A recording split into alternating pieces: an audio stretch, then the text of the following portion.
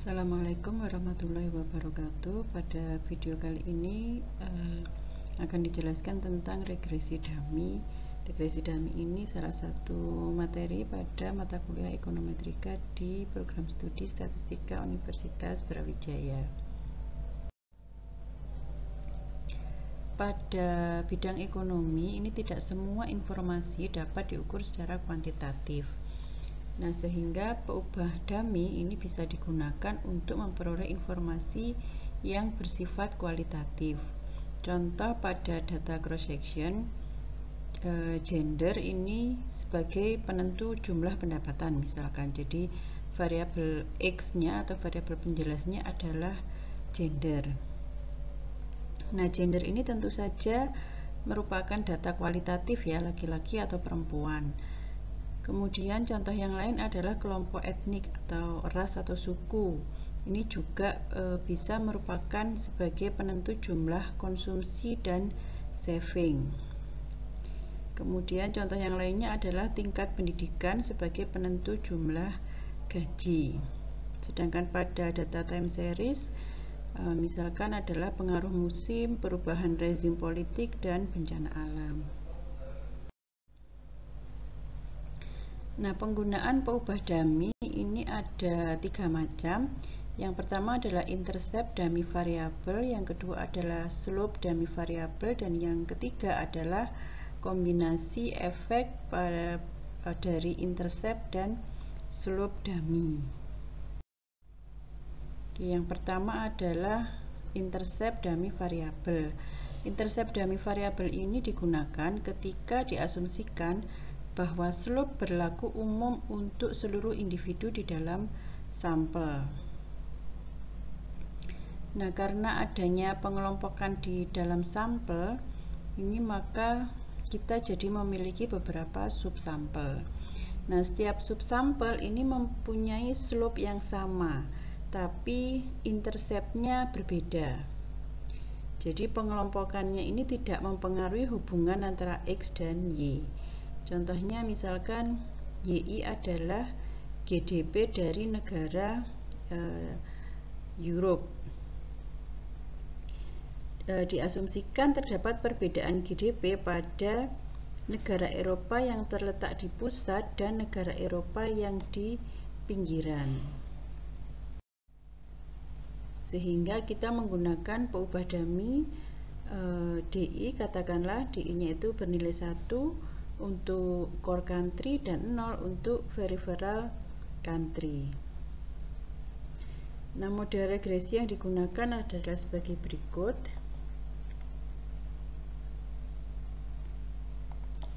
YI sama dengan beta 1 ditambah beta 2 I ditambah beta 3 DI plus UI. Nah, ketika suatu negara ini termasuk core country, maka D-nya akan sama dengan 1.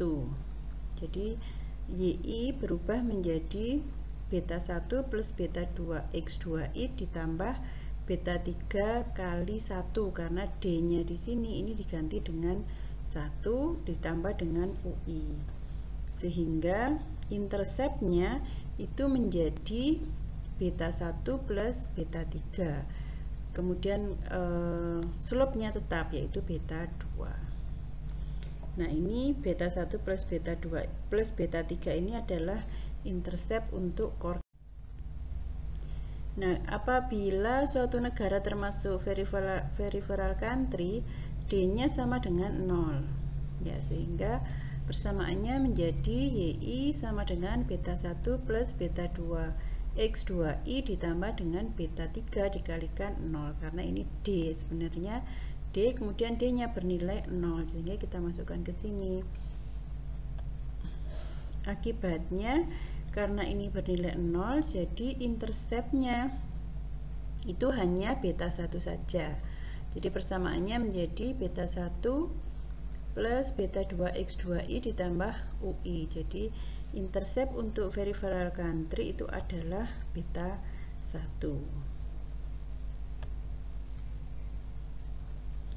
Jadi ada 2 persamaan, yaitu yang pertama adalah YI sama dengan beta 1 plus beta 3 plus beta 2 X2I plus UI.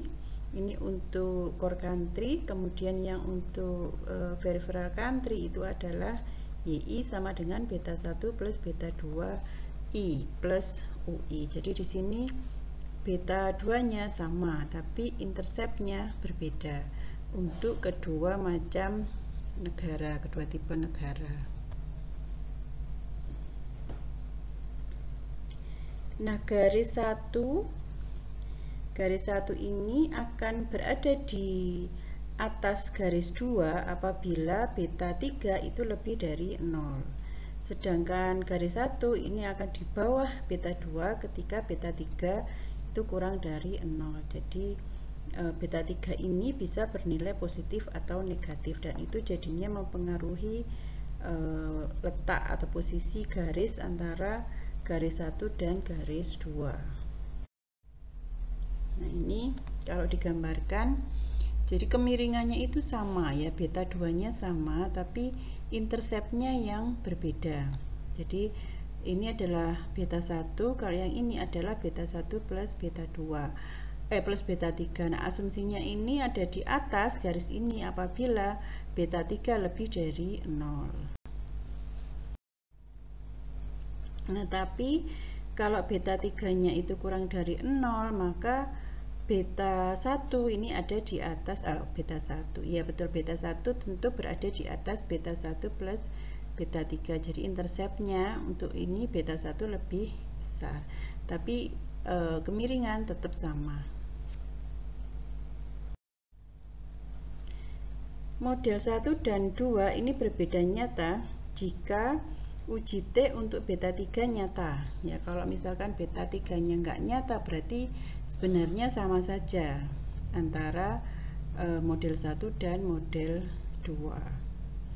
Pada contoh kasus GDP negara Europe ini terdapat perbedaan intercept yang nyata antara core country dan peripheral country. Nih, ya, jadi persamaannya ini. Oke, yang berikutnya adalah slope dummy variable. Nah, ini jika pengelompokan atau pengamatan kualitatif juga mempengaruhi hubungan antara Y dan X. Contoh kasus, ada data deret waktu dengan Y-nya adalah pengeluaran dan X adalah pendapatan di Inggris. Ini untuk memperoleh koefisien marginal propensity to consume, datanya adalah mulai dari tahun 1970 sampai 1999. Nah, pada tahun 1982 ini terjadi kenaikan tajam harga minyak dunia, dan diasumsikan koefisien MPC ini mengalami perubahan sebelum dan sesudah kenaikan harga minyak. Oke, sehingga didefinisikan peubah dummy berikut, yaitu DT sama dengan 0 untuk tahun 1972 sampai 1981 dan 1 untuk tahun 1982 sampai 1999. Dengan model regresinya YT sama dengan beta 1 plus beta 2 XT ditambah dengan beta 3 DT X2T ditambah dengan UT. Jadi di sini X-nya, X2 ya, X2-nya ini ada 2. Jadi yang pertama untuk koefisiennya adalah beta 2, dan yang kedua koefisiennya adalah beta 3 DT. Ini untuk menangkap dummy-nya ada di sini. Nah, sebelum kenaikan harga minyak, DT-nya itu sama dengan 0. Sehingga YT itu sama dengan beta 1 plus beta 2 X2T ditambah beta 3 kali 0 XT, karena D-nya ya, D-nya ini diganti dengan 0. Sehingga persamaannya akan menjadi beta 1 plus beta 2 X2T saja plus UT ya. Jadi koefisien MPC sebelum kenaikan harga minyak itu adalah beta 2. Nah, setelah kenaikan harga minyak, ini DT-nya menjadi bernilai 1. Sehingga persamaannya menjadi YT sama dengan beta 1 plus beta 2 X2T ditambah beta 3 kali 1 X2T plus UT. Sehingga persamaannya menjadi beta 1 plus, karena X ini sama-sama X2 ya, sehingga ini bisa kita jadikan 1 beta 2 plus beta 3 X2T plus UT. Jadi di sini koefisien MPC sesudah kenaikan harga minyak itu adalah beta 2 plus beta 3. Jadi ada dua persamaan. Yang pertama adalah YT sama dengan beta 1 plus beta 2 X2T plus UT, dan persamaan kedua adalah YT sama dengan beta 1 plus beta 2 plus beta 3 X2T ditambah dengan UT. Nah, dua garis yang berbeda, ini garis 1 di bawah garis 2 jika beta 3 itu lebih dari 0, dan garis 1 di atas garis 2 jika beta 3 ini kurang dari 0. Nah, ini adalah, jadi interceptnya sama ya, di titik yang sama, hanya kemiringannya yang berbeda. Jadi ini adalah slope beta 2, sedangkan yang atas ini adalah slope beta 3. Jadi lebih di atasnya kalau slope-nya ini lebih besar ya. Jadi kalau beta 3 lebih dari 0, maka garis persamaan kedua itu lebih tinggi atau di atasnya persamaan yang pertama. Tapi kalau beta 3 itu kurang dari 0, maka persamaan kedua yaitu slope-nya beta 2 plus beta 3 itu ada di bawahnya persamaan yang pertama. Nah, kemudian ini ada kombinasi efek pada intercept dan slope. Ini ketika diasumsikan bahwa pengelompokan atau pengamatan kualitatif mempengaruhi slope maupun intercept dari model. Jadi persamaannya menjadi YT sama dengan beta 1 plus beta 2 XT, kemudian ditambah dengan beta 3 DT, ini untuk dummy intercept, ditambah dengan beta 4 DT kali X2T. Nah, ini untuk dummy slope. Jadi ada dua dummy, yang pertama dummy untuk intercept dan yang kedua dummy untuk slope. Nah, untuk D sama dengan 0, maka persamaannya menjadi, yang D-nya ini kita ganti dengan 0. Sehingga persamaannya tinggal YT sama dengan beta 1 plus beta 2 X2T plus UT. Nah, ketika D sama dengan 1, nah ini D-nya kita ganti dengan 1, sehingga persamaannya menjadi interceptnya menjadi beta 1 plus beta 3, kemudian slope-nya menjadi beta 2 plus beta 4.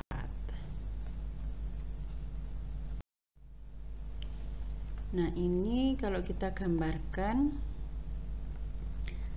ini adalah interceptnya beta 1. Ini kalau beta 3 nya lebih dari 0, maka interceptnya lebih di atasnya beta 1. Kemudian ini kalau slope-nya sama seperti ini, tapi kalau slope-nya berbeda jadi seperti ini. Jadi lebih ke atas naik gitu ya. Ini slope-nya beta 2 plus beta 4. Kalau yang ini slope-nya sama-sama beta 2.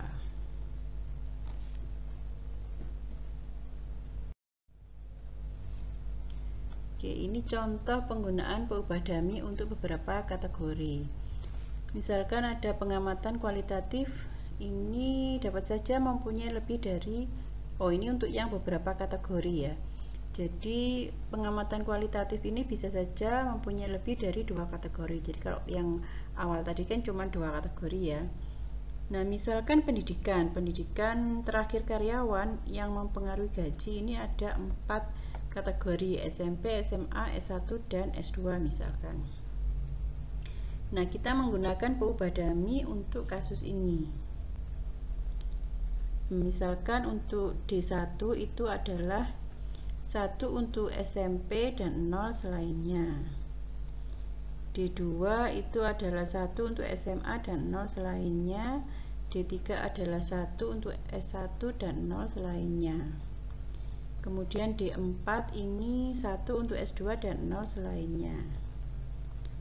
Model regresinya adalah Y sama dengan beta 1 tambah beta 2X2 ditambah A2D2 ditambah A3D3 ditambah A4D4 ditambah UI.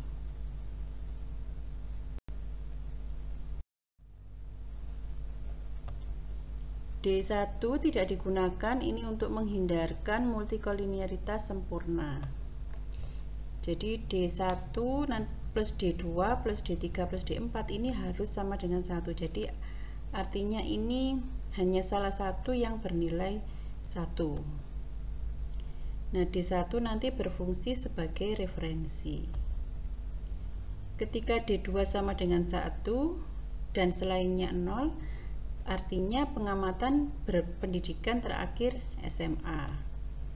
Jadi persamaannya menjadi Y sama dengan beta 1 plus beta 2 X2 plus A2 kali 1 plus A3 kali 0 plus A4 kali 0 plus UI. Jadi interceptnya itu berubah menjadi A2 plus beta 1. Ketika D3 sama dengan 1 dan selainnya 0, pengamatan berpendidikan terakhir S1. Ya, yang diberi 1 itu adalah yang pada D3. Sehingga interceptnya berubah menjadi A3 plus B1. Kemudian ketika D4-nya sama dengan 1, berarti pengamatan berpendidikan terakhir S2. Sehingga interceptnya menjadi A4 plus B1. Ketika semuanya sama dengan 0, D2, D3, dan D4, berarti pengamatannya berpendidikan terakhir SMP. Ya. Nah, karena untuk D-nya D2, D3, dan D4 itu bernilai 0, maka interceptnya adalah beta 1 saja. Nah, ini berfungsi sebagai referensi untuk interpretasi persamaan-persamaan sebelumnya. Misalkan ini YI sama dengan A2 plus beta 1 plus beta 2 X2I plus UI. Kemudian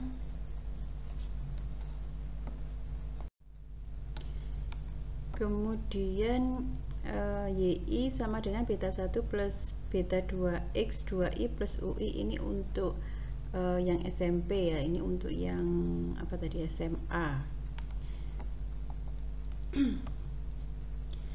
Nah, dari bintang 1 ini dan bintang 2 ini memiliki perbedaan sebesar A2 pada intercept. Jadi Y pada lulusan SMA itu berbeda sebesar A2 jika dibandingkan dengan Y pada lulusan SMP.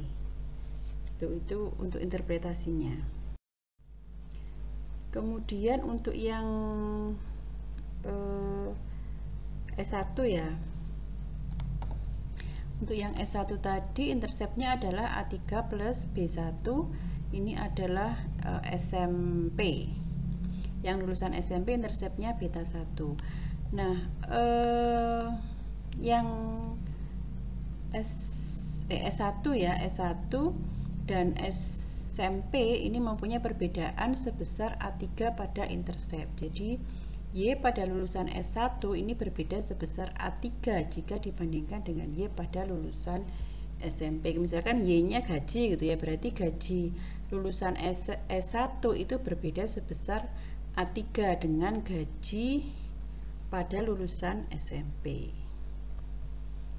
Ini untuk yang S2, interceptnya A4 plus beta 1, kemudian kalau yang SMP tetap beta 1 saja, sehingga untuk S2 dan SMP ini mempunyai perbedaan sebesar A4 pada intercept. Jadi misalkan gaji pada lulusan S2 itu berbeda sebesar A4 jika dibandingkan gaji pada lulusan SMP. Nah, ini kalau diasumsikan A-nya itu semuanya positif ya, A2 positif, A3 positif, A4 positif, maka gambarnya akan seperti ini. Jadi yang beta 1 ini paling kecil, ini yang SMP, kemudian SMA ini lebih tinggi interceptnya, ini untuk S1 dan ini untuk S2. Tapi Anda perhatikan untuk kemiringannya, ini beta 2 nya sama. Nah, ini perbedaan antar garis regresi nyata atau efek tingkat pendidikannya nyata. Ini jika penduga koefisien pada setiap peubah dummy nyata secara statistik. Jadi kalau nggak nyata berarti efek tingkat pendidikan itu tidak nyata terhadap gaji. Ini contoh pada data time series. Penggunaan dummy ini untuk menunjukkan efek musiman atau seasonal dummy variables. Misalkan D1 itu adalah 1 untuk kuartal 1 dan 0 selainnya. Kemudian D2 itu bernilai 1 untuk kuartal kedua dan 0 selainnya. Kemudian D3 itu bernilai 1 untuk kuartal ketiga dan 0 selainnya. D4 bernilai 1 untuk kuartal 4 dan 0 selainnya. Nah, ini adalah persamaan garis regresinya, yaitu YT sama dengan beta 1 plus beta 2 X2T plus A3 D2T plus A3 D3T plus A4 D4T plus UT. Demikian yang bisa saya jelaskan untuk regresi dummy. Semoga bisa dipahami dan semoga bermanfaat. Assalamualaikum warahmatullahi wabarakatuh.